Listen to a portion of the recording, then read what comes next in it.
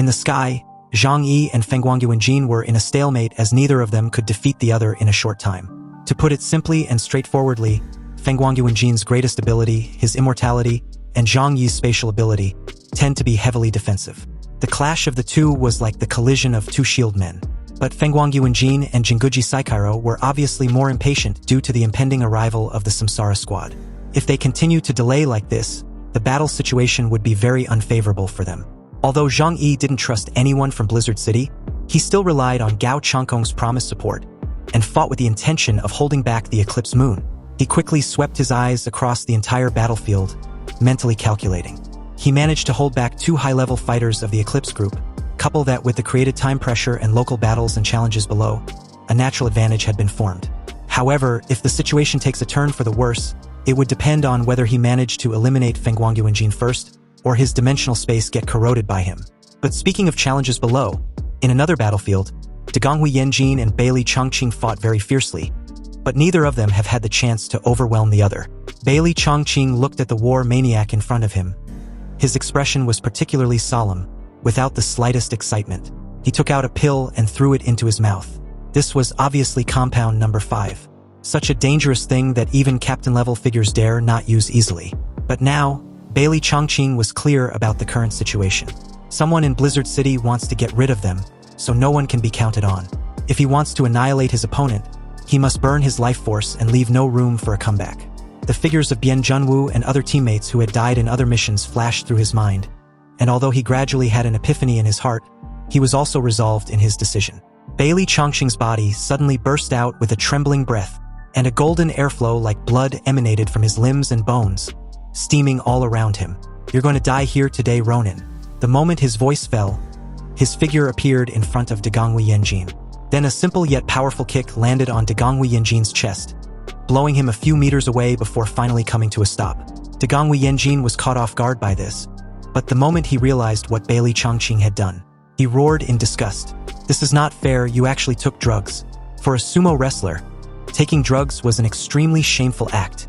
This is a battlefield and I'm a soldier."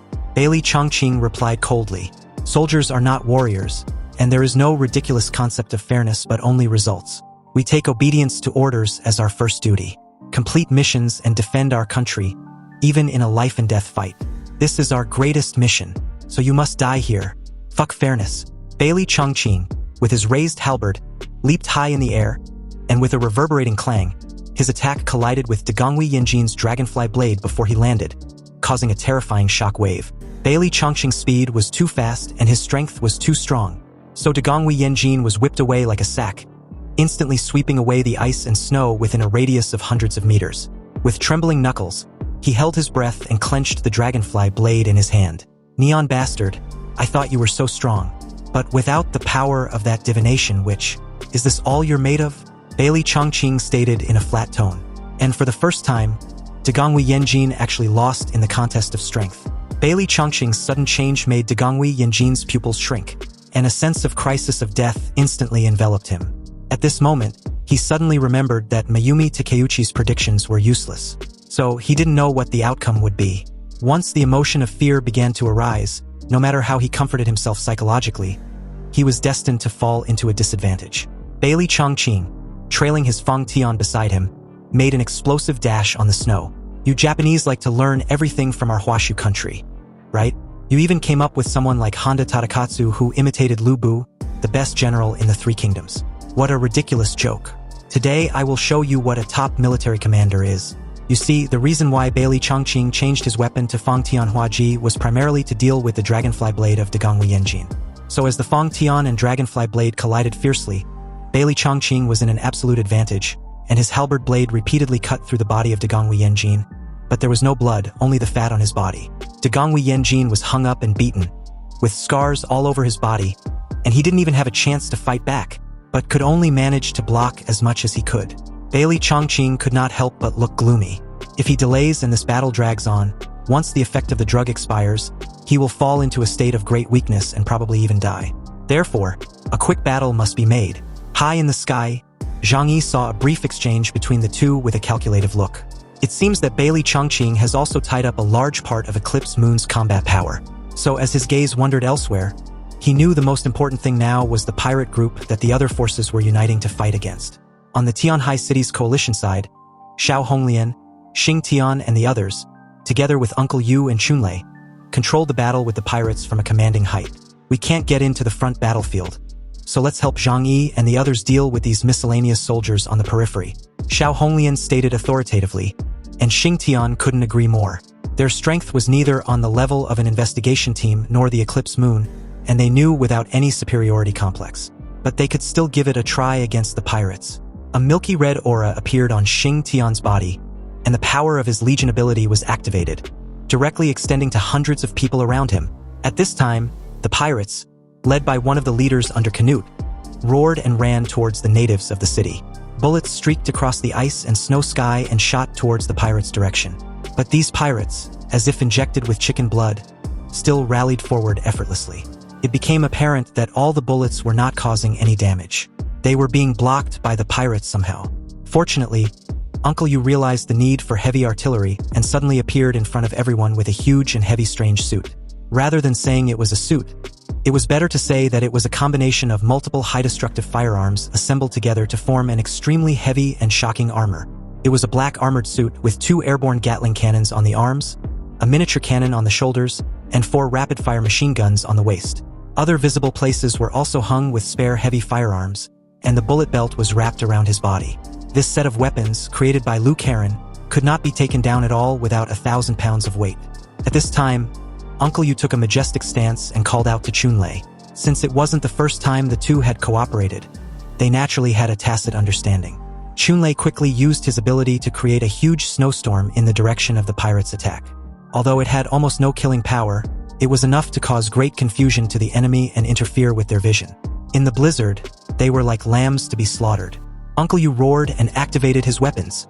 Although origin bullets were not used, these thermal weapons still had a good killing power against ordinary pirates and low-level mutants.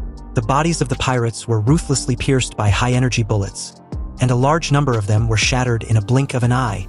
Uncle Yu roared, his heart racing with excitement. The cold, murderous intent in his eyes were clearly evident, and it seems he had no intention of stopping. On the other side of the battlefield, the formation of the pirates had been ruthlessly torn apart. Uncle Yu had taken out most of the trash. However, many of the cadre-level pirates were mutants with good strength. Xiao Honglian and Xing Tian led their mutants to the forefront of the battle line. Sure enough, not long after, more than a dozen pirate leaders rushed out of the snowstorm and attacked them. The 2 base leaders even charged against Canute. Zhang Yi looked down at the battlefield from a high altitude. His eyes focused on the distant Dagonghui Yanjin, Tsukamoto Nobunaga, and the captain of the 4th Division of the Tianlong Pirates, Canute. If he wants to use his sniper rifle, it will be too difficult to kill these mutants in this manner due to their high-level defense. But with the bullets of his white owls, that's a different matter. As long as he shoots them in the back while they are fighting fiercely, there was a great chance to kill them. Zhang Yi had already taken his white owls from his alternate space, but the moment he was about to take action, he felt a sinister look at Liang Yu, Yang Xinxin and the others. Feng Guangyu and Jin had no chance to attack the other members of the Tangu squad, and Zhang Yi couldn't either. When there is a fight between high-level mutants, any distraction will give the other party an opportunity, which may be fatal. Feng Guangyu and Jin suddenly smiled devilishly. Those 2 who have been following you are your women, right? This pissed Zhang Yi off and made him uneasy, because the people around him were off-limits. But his expression and demeanor were that of indifference. Zhang Yi couldn't show his anger, so he replied casually, "Of course, they're part of the useful ones. Why, do you want to kill them?" He curled his lips and sneered as he glanced in the direction of Mayumi Takeuchi. "If you want, we can kill each other's woman in turn. What do you think?" Mayumi Takeuchi was not only a partner to Feng Guangyu and Jin, but also the core force in his combat power. If he lost Mayumi Takeuchi, he would lose everything. He would drop from being a captain-level mutant to a vice-captain level. The price was too heavy, so he dare not gamble, but he still smiled and asked Zhang Yi if he believes he could actually beat or get past Jinguji Saikairo. "I won't know until I try, right?" At that moment, an extremely risky and bold plan was slowly taking shape in Zhang Yi's mind. But he had never been a person who liked adventure, so he decided to wait for the right time to take action. At a secluded place below the 2, the duel between Liang Yu and Tsukamoto Nobunaga was very engaging. After the 2 briefly introduced themselves to each other, their first exchange was a draw, and neither of them got any advantage. Tsukamoto Nobunaga's sword was faster, but Liang Yu's sword was more ruthless. However, at this moment, almost at the same time, they draw their swords again and ran towards each other at a speed so fast that it was impossible to see the swords in their hands, and their sword energy were crisscrossing between heaven and earth. Their cold, murderous intent filled the entire space as well. When their swords passed, the world was eclipsed, and two colorful lights flashed as the snowflakes around surged wildly on the ground. On the vast snow-covered land, Liang Yu and Tsukamoto Nobunaga separated again. After a near-death fight, both decided to adjust their status and fight again. However, at this time they were both seriously injured.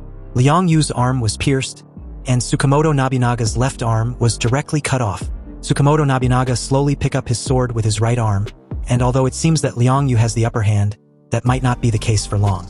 You see, in a fight between martial arts masters, their life and death, their victory and defeat, are all often decided in one move. With his left arm cut off, Tsukamoto Nobunaga's right hand could still hold the sword perfectly. However, losing an arm will affect his body balance slightly. Therefore, his speed will be greatly affected in the next move. The selfless state. You're indeed a master. Tsukamoto Nobunaga's dead fish eyes showed a belligerent brilliance. In previous battles, he had never been as serious and excited as of now.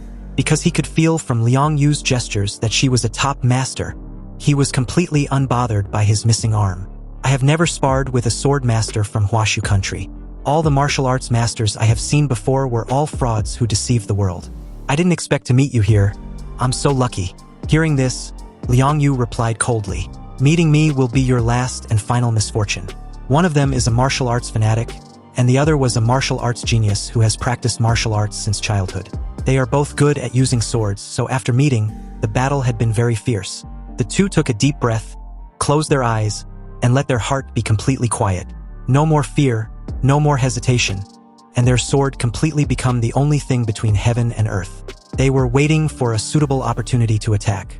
But in the end, they found that the opponent's defense was too perfect, and it was meaningless to continue waiting. So, once again, both of them chose to draw their swords almost at the same time, and made an explosive dash towards each other. And just like that, they clashed their swords once again, forming two huge sword lights with an extremely obvious distinct colors. In addition to the battles between Zhang Yi and his three main forces, the battles in other places were even more chaotic. The members of the Tangu team, led by Wu Di and Yi He, were responsible for dealing with the large number of the Tianlong pirates and several members of the Eclipse Moon. Yang Xinxin, riding on Flower, was also in this battle group. Canute's strength was comparable to a deputy captain of an investigation team.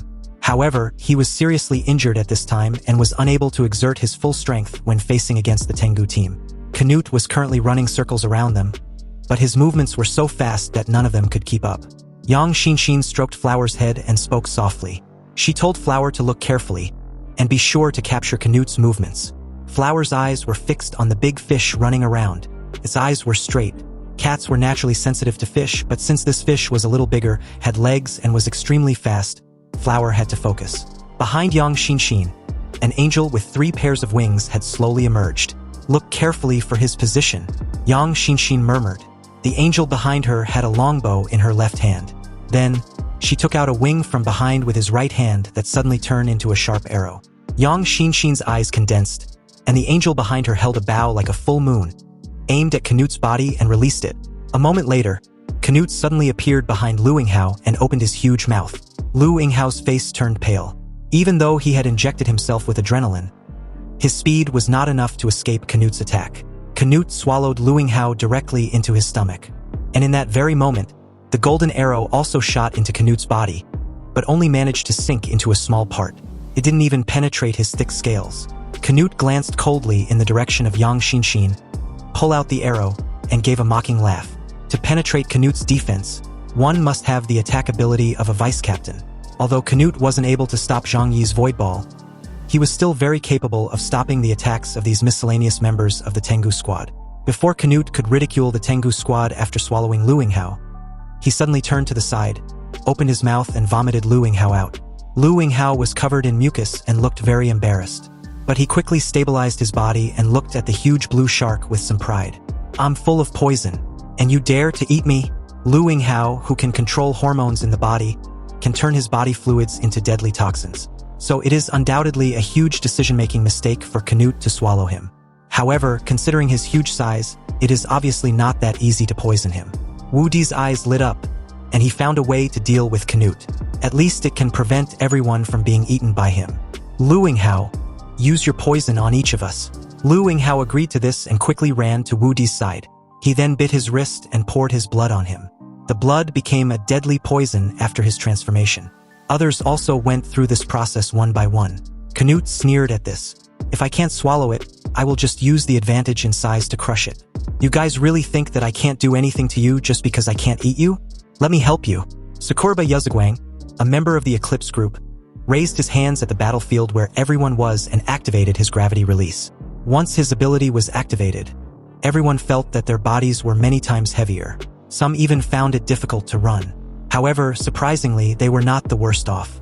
A muffled sound came from the center of the battlefield, and Canute, who had transformed into a giant blue shark, suddenly sank into the depths of the earth. Damn it, what are you doing? Canute roared. With such a strong gravity increase but an indiscriminate attack, it was simply a disaster for the giant blue behemoth.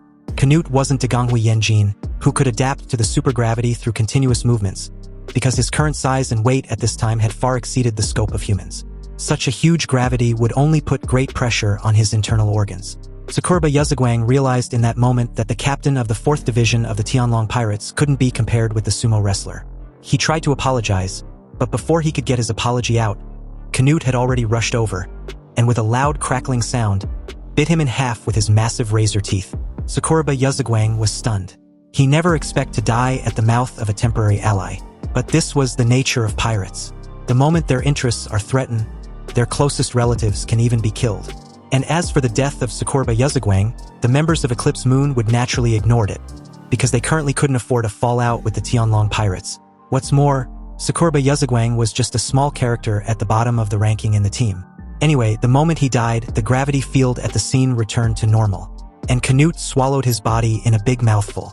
Then, immediately after, the horrible wounds on Canute's body began to show signs of healing. This was due to his shark nature. Wu Di informed everyone to stay alert because Canute can heal himself by devouring mutants. On the battlefield, Canute had absolute initiative. He was like a spear tip, charging across the battlefield. Kong Shang and Yi Jikong both failed in their attempt against Canute, and as of now, He wanted to give it a try. He activated his Shadow Falling Thorns skill. Suddenly, the shadow under He's feet quickly extended out and combined with Canute's huge shadow. Then from the shadow of the earth, hundreds of sharp dark thorns suddenly sprang out, trying to cage Canute. Unfortunately, Canute's short legs were faster. He quickly bolted before the cage can capture him.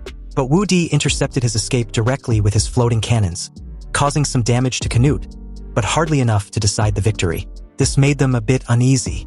If Canute had not been seriously injured by Zhang Yi, could they even stand a chance to face him? As expected of the captain of the pirate group that crisscrosses the sea, he should not be underestimated.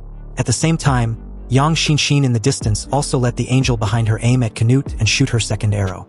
Canute has been paying attention to the movements of everyone on the battlefield. But this girl just shot him with an arrow, and the damage caused was about 0. What the hell are these arrows supposed to do anyway? And what's more, she looked calm, without any sense of loss. Yang Xinshin's arrows gave Canute an ominous feeling in his heart, so he decided not to use his body to resist anymore. Anyway, in that brief moment Canute spaced out, Wu Di launched a torrent of floating cannons in his direction. Unexpectedly, Canute neither dodged the attack nor tried to block it, but actually made a massive leap and soared into the air like a whale leaping out of the sea. His target this time around was none other than Wu Di, because among the bunch, only Wu Di's floating cannons were really hurting him. At the critical moment, Kong Shang appeared in front of Wu Di and activated his ability, Forged Steel, which can conveniently turn his body into the toughest metal. He has superhuman defense ability, and as a reinforcement-type mutant, his strength was also extremely strong. The characteristics of these abilities made him the only one who can block Canute's attack head-on.